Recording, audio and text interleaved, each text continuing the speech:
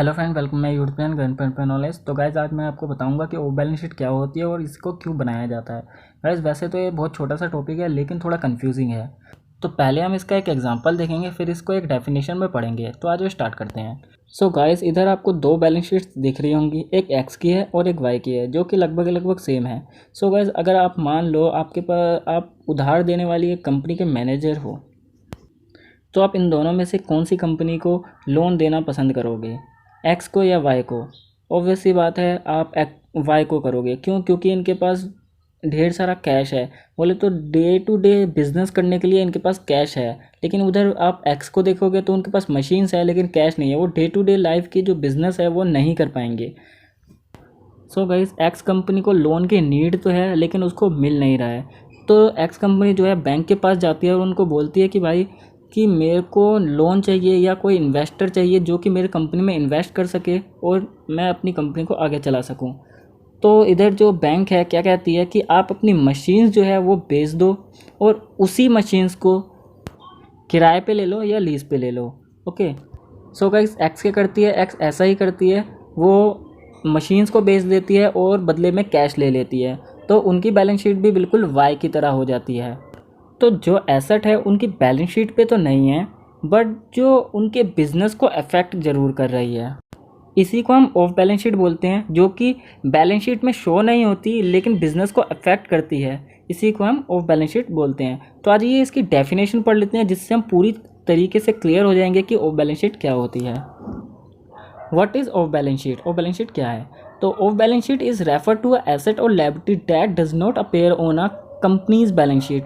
ये उन एसेट और लायबिलिटीज़ को रेफर करते हैं जो कि कंपनी की बैलेंस शीट पे नहीं होती है।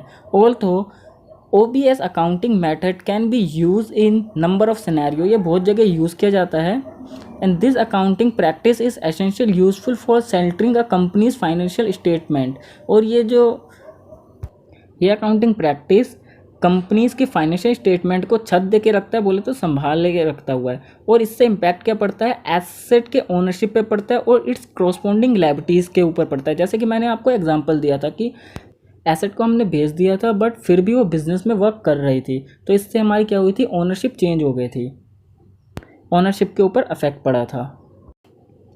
जो बड़ी बड़ी एसेट्स हम खरीदते हैं वो ज़्यादातर क्या कौन सी डेप्ट फाइनेंस से खरीदते हैं, और बहुत ज़्यादा डेप्ट फाइनेंस होने के कारण हम अपने इन्वेस्टर और लैंडर्स को क्या अट्रैक्ट नहीं कर पाते हैं। और इस मेथड का यूज़ करते हुए हम क्या करते हैं, जो बड़े बड़े एसेट्स को लिवरेज रेशियो को मेंटेन करने के लिए यूज़ कर सकते हैं। कहने का सीधा मतलब है, जो लिवरेज रेशियो होता है, लिक्विडिटी रेशियो और जो डेप्ट रेशियो होता है, उन दोनों को मेंटेन करता है। उसी को हम लिवरेज रेशियो बोलते हैं। ओके, तो आज इससे पढ़ लेते हैं एक बार। Large asset purchase are often fund with the dept financing, but too much dept can make a companies less desirable to investor and landers. तो वही बात है कि मतलब अट्रैक्ट करने में हम कम अट्रैक्ट कर पाते हैं। And using this method for this type of asset can help businesses maintain the appealing leverage ratio. और फिर इस तरीके के एसेट से हम क्या अपने लिवरेज रेशो को मेंटेन कर सकते हैं। तो ऑफ बैलेंस शीट एसेट कौन से होते हैं? एक तो ऑपरेशन लीज और दूसरा लीज बैक एग्रीमेंट।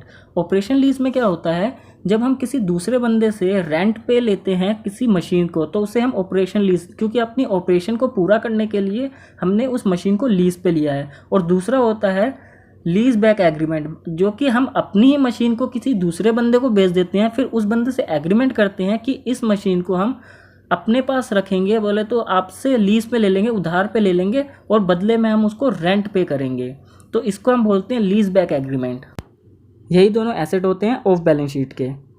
तो आइए अब रीज़न देख लेते हैं कि ऑफ बैलेंस शीट को बनाने के क्या क्या रीज़न है। फर्स्ट है, of balance sheet is technique of financial institution which is used to artificial inflate profit and make from a look more financially secure than actual are। तो off balance sheet एक technique है जो कि financial institutions ने बनाई है, क्या करने के लिए? आर्टिफिशियल प्रॉफिट को दिखाने के लिए, और ये दिखाने के लिए कि फार्म जो है, कंपनी जो है, बहुत सिक्योर है फाइनेंशियली, लेकिन वो एक्चुअल में ऐसा होता नहीं है।